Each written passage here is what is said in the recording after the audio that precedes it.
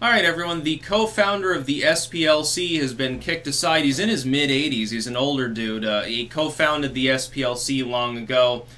His name actually Morris Dees, probably pronouncing that right.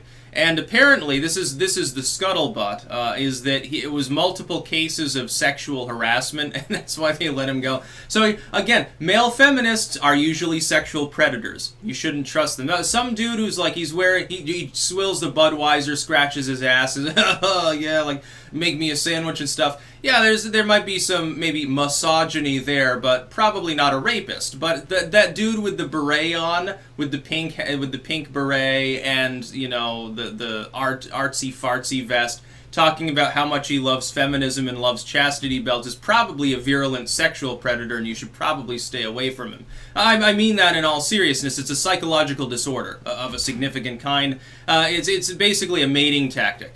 It's basically a projection of that sexual fetish for power among the far left that I've spoken of before. You've got powerless sort of, you know, soy and gynecomastia people. They don't have any real power. They can't toe-to-toe with a real man, so they have to beat up their girlfriend or rape people, essentially. I do believe that is a pathology that most of them, I believe, have. I do mean the majority. Even if they don't act on it, they have fantasies about it. Anyway, Morris Dees and his sexual harassment or assault or whatever happens to be very ironic, considering that he's the fucking co-founder of the SPLC. The SPLC is constantly rambling about, oh my god, evil male privilege, racism, hate, and all this stuff. Then you have this thing going on. So apparently your co-founder was a sexist. Doesn't that mean that you should be deplatformed or something, according to your own logic? Extremely ironic. I'm thinking to myself, here's the real story, though. This was apparently the result of a recent sexual harassment allegation. But I'm not seeing any corroboration of when the prior harassment or harassments allegedly occurred. Was it years ago? Yeah, I would think that would be a big problem. If it comes out that this dude had like 3 or 4 women saying, yeah, he like sexual harassed me, tried to grab my ass and stuff, like years ago or something, that's not going to look good for the SPLC. These groups are much more vulnerable to such claims, specifically because of the kind of political ideology they express, number one, and the political ideologies of their backers, number two. People on the left, they're like, oh, hashtag Me Too, the glass ceiling, the wage gap, all this stuff. We need more women in STEM. We need more women CEOs in the boardroom. And then you have this happening. Not a good look for the SPLC. It's not going to go over well, I think, which is why they're releasing limited amounts of information about it. And they're really, really happy because, you know, a bunch of people got shot in New Zealand immediately thereafter, not within more than like 12 hours, so that sort of covered the story up. So not many people are actually talking about the fact that the fucking co-founder of one of the biggest partisan craptivist firms, they used to have a meaning, you know, after the civil rights era when there were actually still Klan members running around. Not so much a meaning since the 1980s when really there is not that much of hate group activity in the United States. A few 100,000 people scattered across the whole continent are part of groups that you would legitimately recognize as, I don't know, racially insensitive or something like that. Basically, they've devolved into complaining about cyberbullying. They're literally just a bunch of soccer moms at this point. The bad thing about the SPLC is that they've actually been given you know, the keys to the city, so to speak, by a lot of these tech firms. These tech firms, sort of like they did with Snopes. I think Snopes withdrew from Facebook, but I mean, you've got a partisan group.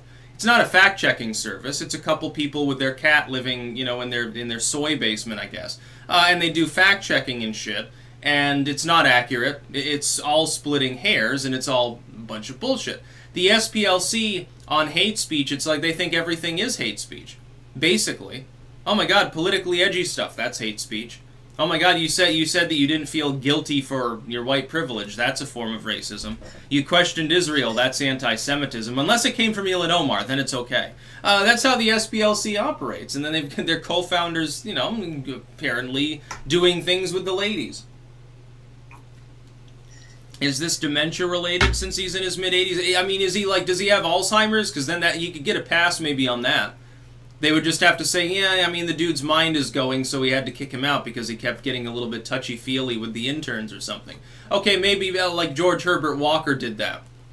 Apparently he used to make insensitive jokes and be a little bit grabby too, you know, from his fucking wheelchair before he finally, thankfully, keeled over. He didn't last long without his doting wife, who was the only intelligent Bush that ever walked the earth, and she married into the family, which explains why. Even Laura Bush only half there most of the time. She's got 50% non-Bush genetics, so it's okay. Or whatever. You know, the SPLC is fucked, in all honesty. This has become a bigger story after the Christchurch stuff is dumbed down somewhat in a few days, because, you know, any content creator worth their salt is going to talk about this. Say, oh, yeah, the SPLC that keeps trying to get everyone I like to watch banned? The SPLC that breathes down the neck a very political commentator on the fucking internet? Oh, their co-founder had a Me Too moment? That'll be interesting to talk about tomorrow. Yeah, you should definitely do it loud and long as well, and make sure that everyone watches it, because these groups need to be held to account by their own standards. That's really what it's about. It's like, you know, think about sexual harassment in the workplace. Okay, that could be something innocuous that's just taken as sexual harassment at this point, because we've got that sort of PC culture. Like, oh my god, what a nice dress you have today. Oh my god, sexual harassment. Yes, that can actually happen. That could be what's happening here. But I don't give a fuck.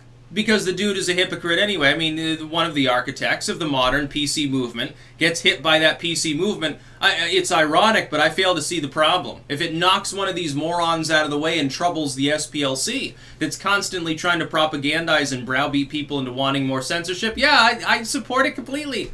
Fuck Morris Dees and fuck the SPLC. That's about all. Peace out.